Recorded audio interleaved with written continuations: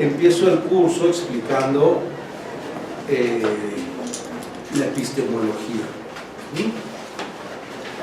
Bien, esto no está en los textos, son cosas adicionales que yo sumo para que se resuelvan algunas dudas. Toda teoría es un modelo de explicación de la realidad.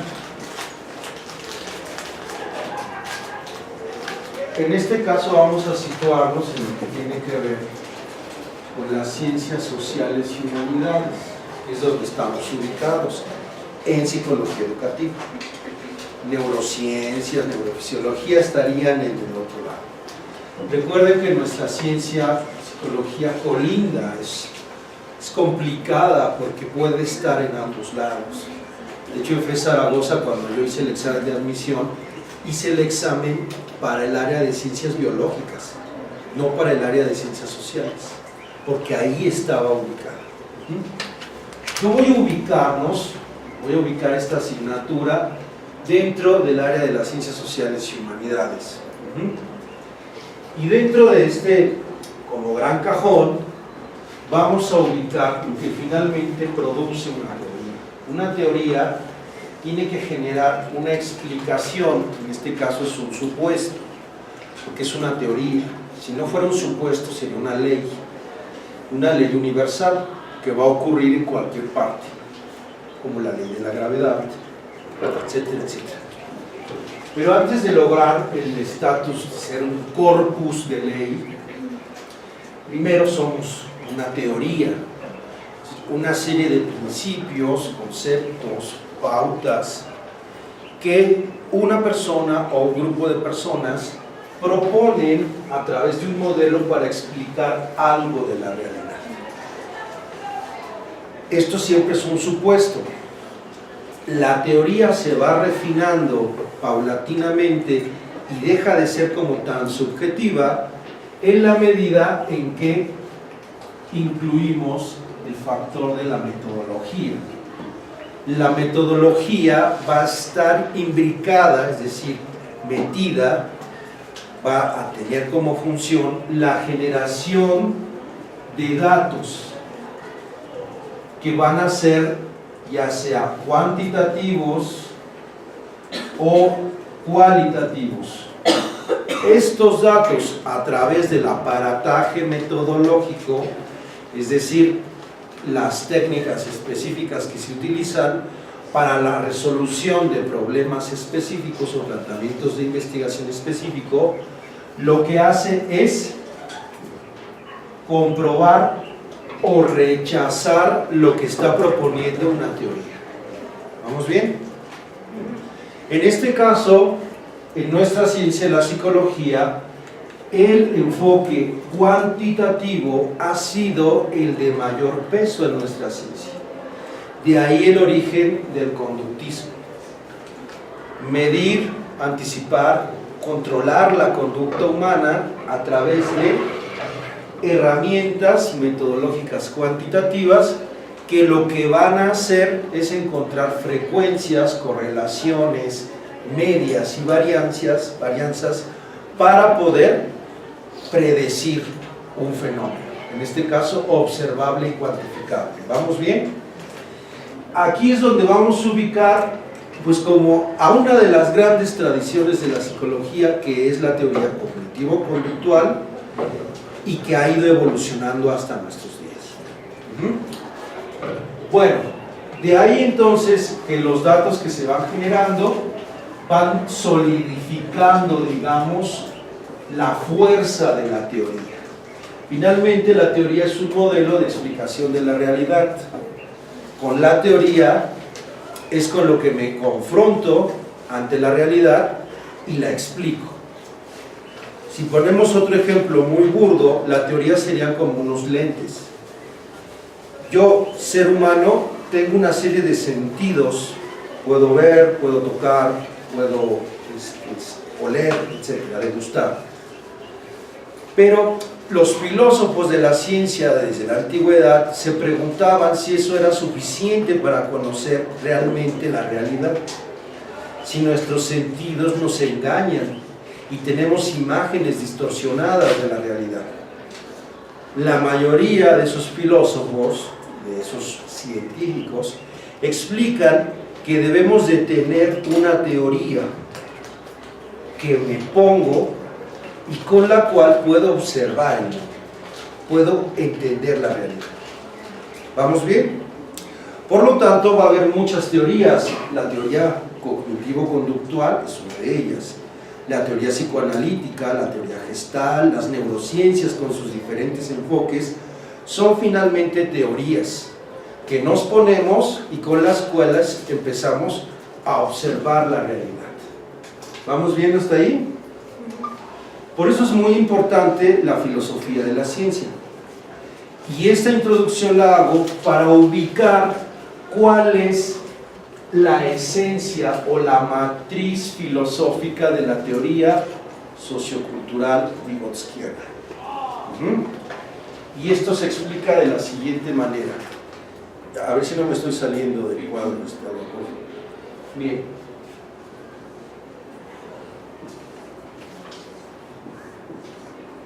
¿Qué significa la S y la O? La S significa el sujeto. La O significa objeto. Voy a explicar tres relaciones epistemológicas con las cuales la mayoría de las teorías se sustenta para explicar la realidad. Y remarco, son teorías de carácter social y humanista. No me estoy metiendo con las ciencias duras, porque ese no es mi área, podría cometer errores. Otro especialista, no. Bien, va a haber una primera relación epistemológica en las teorías sociales. El sujeto conoce al objeto. Hay otra relación, el objeto impacta sobre el sujeto.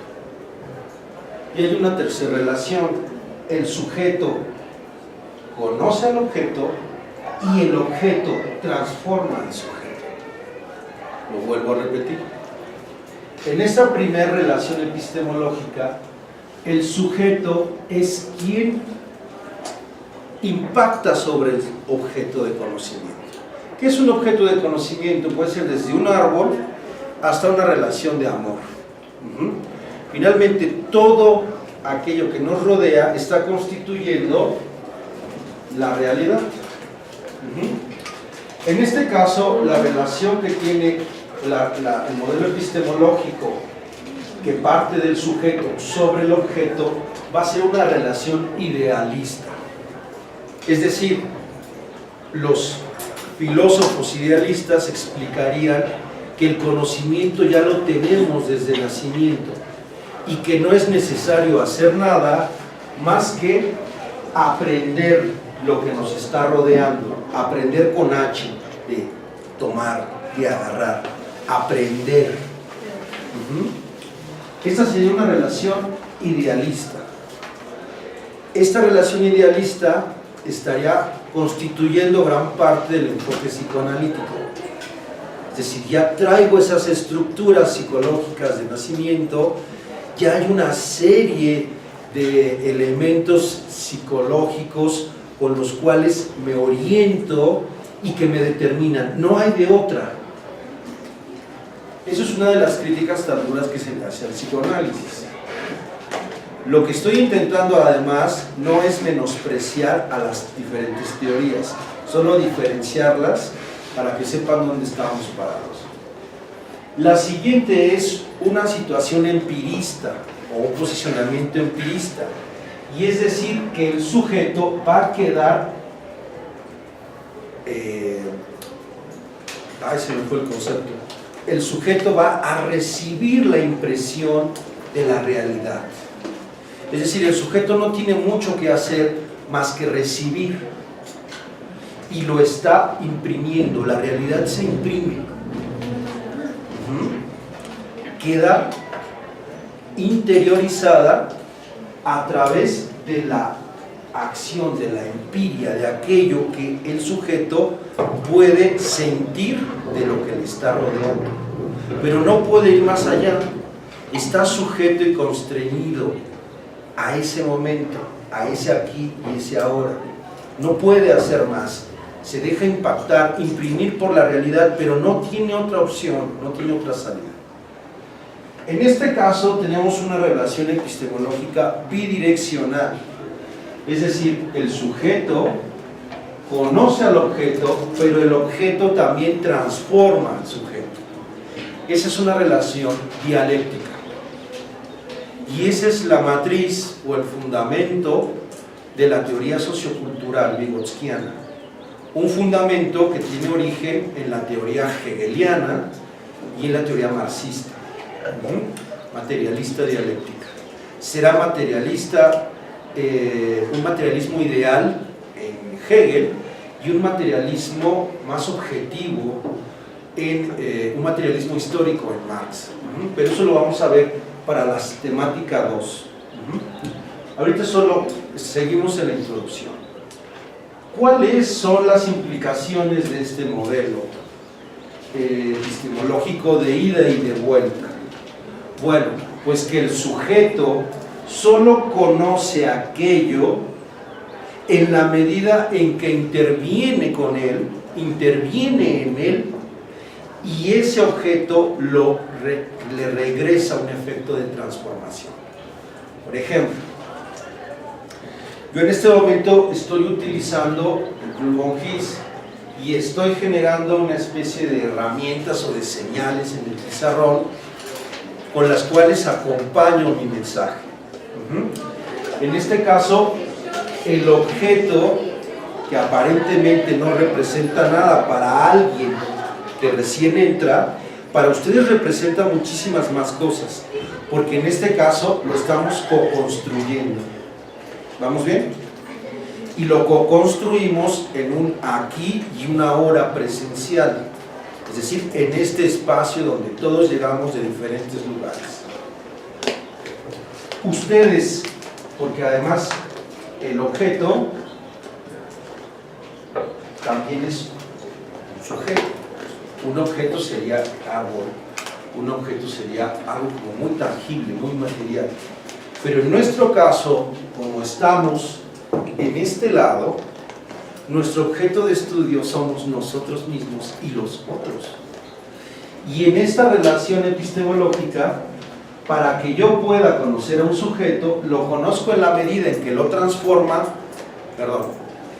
yo conozco al otro en la medida en que entro en interacción con él, él se transforma en esa interacción, pero yo también recibo un efecto de transformación. Eso es lo que ha ocurrido durante todo este tiempo que hemos estado en clase. Desde que ustedes entraron aquí hasta este momento, hay una dinámica de ida y vuelta en la medida en que yo, experto, dispongo de una serie de ayudas, de reglas, de orientaciones por las cuales vamos a ir teniendo una interacción. Ustedes sufren ese efecto, pero en la medida en que ustedes lo sufren, va a decir la teoría vygotskiana, ustedes comienzan a desarrollarse. Eso es algo que se explicó en el video hace un momento, lo vamos a volver a repetir para que vean el momento en el que se explica esa parte. Toda relación de conocimiento entre sujetos va a estar mediada por una interacción, y esa interacción tiene que ser de ida y de vuelta para que surta un efecto en aquel que tiene menos experiencia, pero que finalmente también afecta a aquel que tiene más experiencia. Es una relación bidireccional dialéctica. ¿Hay alguna duda? Bien. Voy a borrar esta parte. ¿Qué sucede o cómo ustedes explicarían en sus propias palabras una relación de conocimiento donde el sujeto impacta sobre otro sujeto, pero este sujeto no tiene otra posibilidad más que recibir. ¿Qué está sucediendo aquí?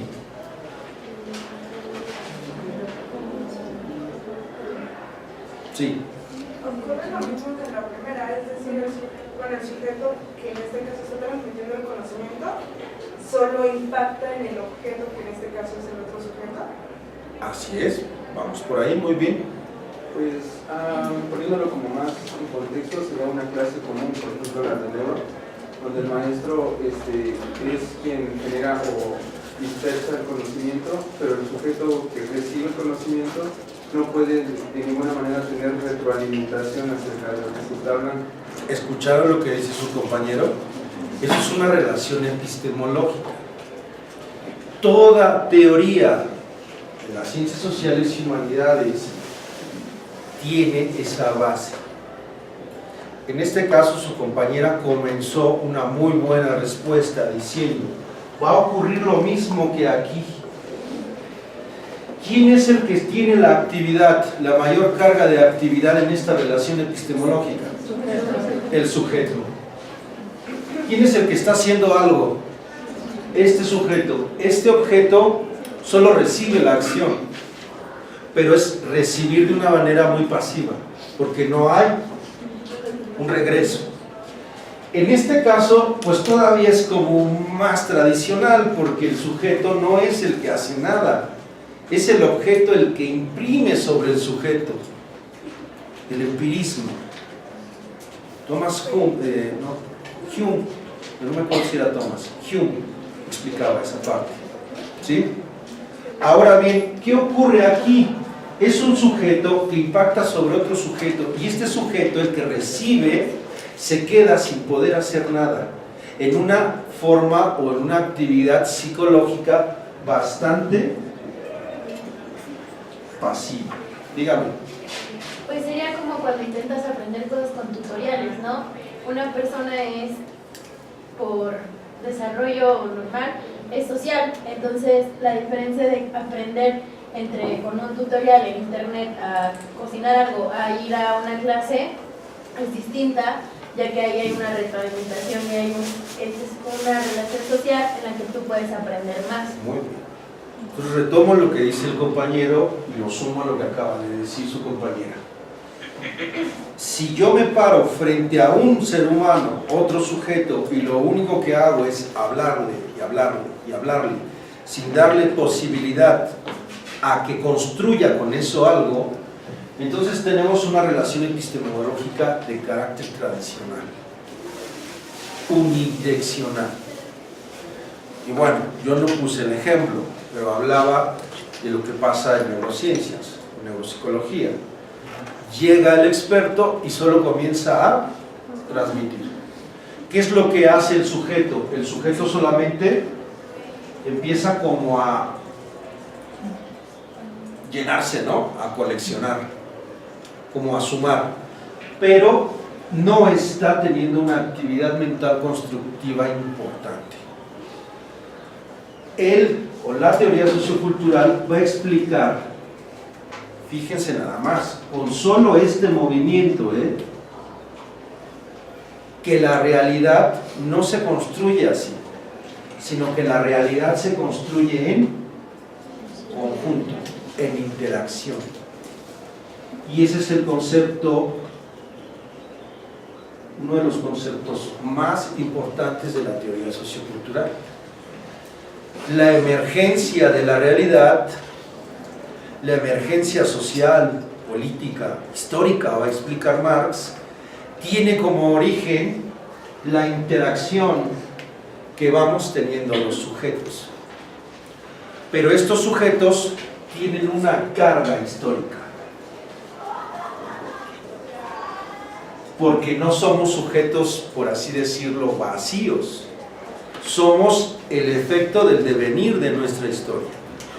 Y con esa carga ideológica, con esa carga moral, con esa carga religiosa, es como entramos en interacción con otras personas. Y es como estamos en un ir y venir, construyendo aquello que creemos que es real. Por lo tanto, para la teoría sociocultural vygotskiana, la realidad no es la misma para todos. La realidad será co-construida. Cuando hablo de co, es de colaboración, de conjunto, co-construida entre todos, dado el contexto histórico que vivimos, por las cargas ideológicas que traemos, por el tipo de interacción que vamos teniendo y por los mediadores con los cuales vamos teniendo esta interacción. ¿Qué pregunta tienen hasta ahí?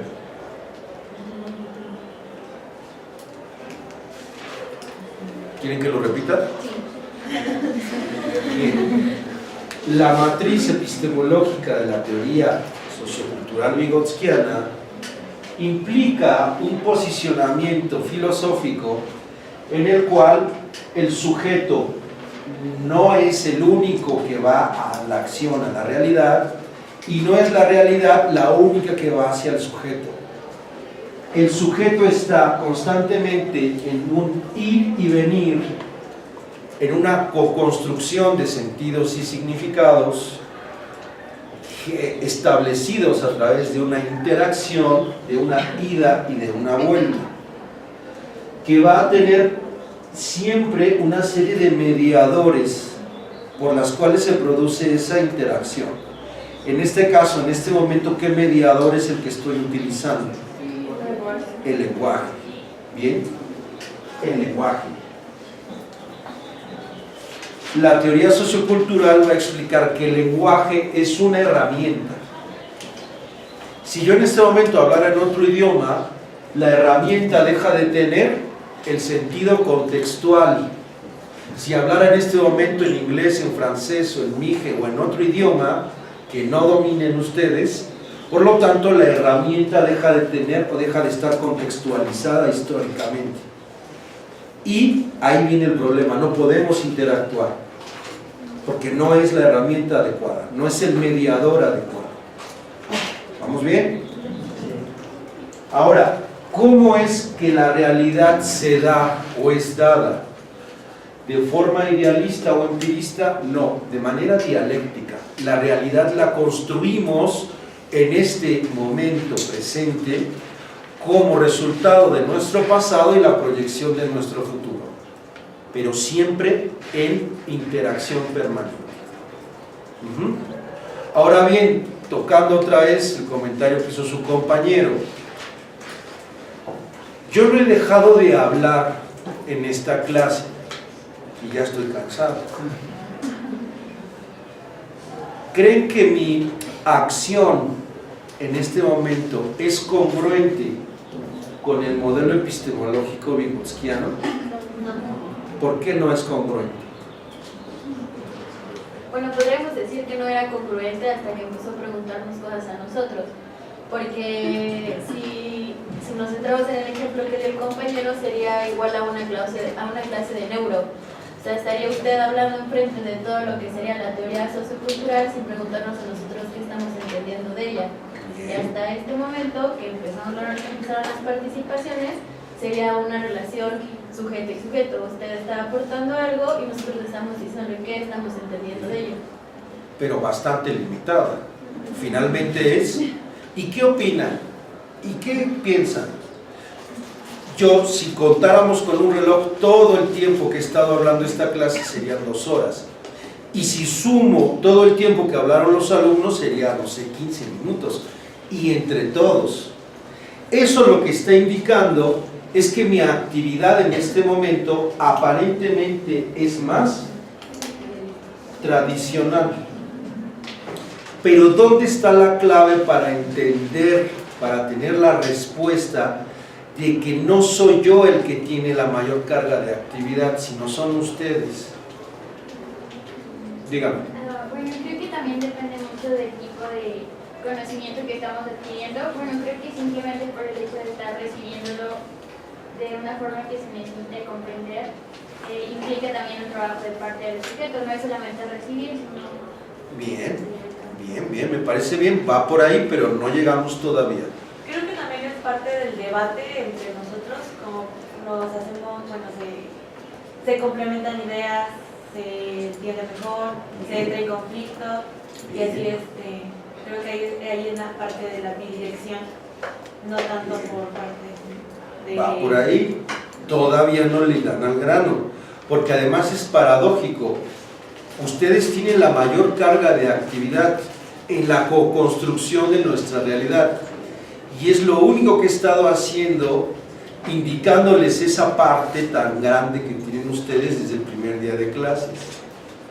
¿Dónde estaría la clave para saber, ya en términos prácticos, porque recuerden que vamos a hablar de la teoría, pero siempre buscando su aterrizaje, ¿no? A ver, antes de que dé la respuesta, escuchen. Bueno, yo pensé en los procesos cognitivos que estamos realizando nosotros en ese momento, porque pues requerimos de poner como atención, a lo mejor enlazar conocimientos previos que ya teníamos con los de ahorita. Bien, va por ahí, no estamos tan perdidos.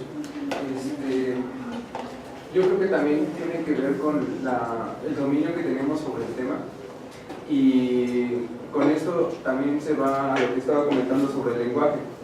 Aunque los dos estamos hablando español, los términos que está ocupando en ocasión, por ejemplo, epistemología y todo eso, pues no es como lenguaje de la vida cotidiana. Entonces, eso sumado a que apenas estamos entrando a la nueva idea de la interacción sujeto y sujeto, esa relación dialéctica, pero al igual yo creo que para poder nosotros entrar o mediar la participación, podríamos traer a debate o aquí a la plática el planteamiento que también traía Piaget, ¿no? O sea, todos ya hemos tomado esa materia. Y que, bueno, que es realmente lo que era al inicio, ¿no? Sujeto y objeto y objeto y sujeto. Entonces yo creo que también podríamos participar más si tomamos esa comparación entre lo que ya teníamos en la memoria de bagaje histórico para poder, pues sí, ¿no? Tener mayor dinámica. Bien, muy bien. Diego, ¿verdad? Daniel, perdón. Yo lo veía por la parte, bueno, un poco el habla interiorizada de Trotsky, en el cual con los consumidores que nosotros ya tenemos en este momento, estamos reajustando, por decir, hasta cierto punto lo que ya sabíamos y los nuevos conceptos que van entrando. Entonces, esto es un trabajo, digámoslo así. Estamos trabajando más nosotros por el hecho de que nosotros estamos, pues, metiendo todos estos nuevos conceptos a lo que ya traíamos y reajustándolos para entenderlo, y hasta cierto punto ustedes algo que ya sabían. Entonces aunque ustedes está afectándonos a nosotros somos los que estamos acomodando toda esa información al final de cuentas. Eso es, bien, muy bien. Tomando como referente todo lo que acaba uno de decir, terminaría demostrando que todo lo que van a hacer a través de la página web, todo el diseño de las actividades está centrado en ustedes. La mayor carga de actividad en su proceso de aprendizaje no está en mí, está en ustedes. Esa sensación que acaban de tener de ay, pero vamos a hacer mucho, y ay, cuánto esto, ay, cuánto el otro, refleja que ustedes han estado sometidos más a este modelo y que van a transitar hacia este modelo. Y en este caso creo poder ilustrar cómo todas las actividades, tanto las de aprendizaje individual como grupal, están centradas en ustedes. ¿Cuál es la razón de que yo tenga ahorita la carga más grande de tiempo de habla? Si ustedes van a hacer todo. Porque, a ver. Podría ser que estamos acostumbrados a entrar al modelo tradicionalista que dicta la vieja escuela, que es que el profesor se para y habla sobre un tema del cual ya conoce, ya tiene conocimientos, ya emplea más y del cual se ha venido preparando durante su trayecto académico. Okay. Y evidentemente pues nosotros como que sí es un poco difícil esto de hablar un poco sobre temas que aún no dominamos como tal, y todavía no podemos como meterlos a la práctica, como para entender lo que usted decía en un principio, de entender más la teoría desde el punto de vista de la práctica a solo como teoría. Ok, bien, bien. Bueno, igual no sé si tenga que ver un poco con lo que veíamos de zona de desarrollo próximo. En el caso de, bueno, tengo entendido que con Vygotsky ya se ve al alumno como un ente que está interactuando, por decir así también, que también es activo. Y antes de él, bueno, se veía como del estudiante, pues nada más recibe, y después de él ya es un, pues es un ente interactivo. Y ahí, bueno, si no me equivoco, en la zona de desarrollo próximo se habla de un andamiaje en el cual el profesor pues va acompañando al alumno, pero no le, o sea, nada más proporciona las herramientas, por decir así, para que el alumno sea el que vaya construyendo, al final de cuentas, todo pues conocimiento. Ok, muy bien. Veo que andan muy enterados, qué bueno, me da gusto. Bien, ¿por qué yo tengo la mayor carga de actividad en este momento? ¿Por qué no he dejado de hablar? Porque estoy construyendo, estoy especificando efectivamente el andamiaje, es decir, los apoyos en los cuales ustedes se van a sostener para empezar a activarse más que en otra clase. Si yo en este momento no estuviera hablando tanto, significaría que ustedes ya lo saben hacer, pero no lo saben hacer todavía. Lo que ocurre es que la teoría va a explicar que aquel que no tiene experiencia en un área tendrá que recibir una serie de ayudas con las cuales va a ir desarrollándose psicológicamente hasta alcanzar un nivel de experto. ¿Qué creen que va a ocurrir el último día de la asignatura? ¿Quién creen que va a hablar? ¿Yo o ustedes? ¿Por qué? No, ya saben, sí. Pero al tener así como más concretos, yo les dije lo que va a ocurrir el último día de clase aquí. Va a haber una actividad, les dije, y esa actividad es con la que vamos a cerrar el semestre. ¿Cuál es eso? Las exposiciones de sus proyectos. ¿Yo voy a exponer sus proyectos? No.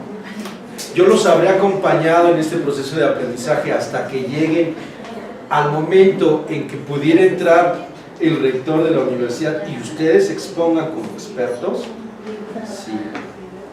Y eso es haber transitado de un punto de desarrollo a un X punto de desarrollo a través de una interactividad. Si esa interactividad no es enriquecida, no es potente, no está bien hecha, entonces tenemos este modelo. Y por lo tanto, cuando yo veo que tuercen la boca, que se cambian de grupo, qué bueno que nadie me buscó en el receso pidiendo el 6, se los agradezco. Muchas gracias. No, nadie. Pero ¿qué pasa? ¿Qué está sucediendo cuando empiezan a enterarse de qué trata esta clase y empieza una confrontación o una crisis? Esto es un modelo epistemológico de pensamiento, muchachos. Así estamos acostumbrados a entender la realidad. Cuando llegamos a un modelo que rompe y fractura, que lo diría Thomas Kuhn, una revolución paradigmática, un rompimiento paradigmático, lo que va a ocurrir es un proceso de crisis. Y en la crisis, ¿qué creen? Hay dolor. No conozco ninguna crisis donde no haya dolor. Y ese es el fundamento de la psicoterapia de cualquier enfoque. La crisis es el momento de transición entre un paradigma a otro paradigma. Y en este caso,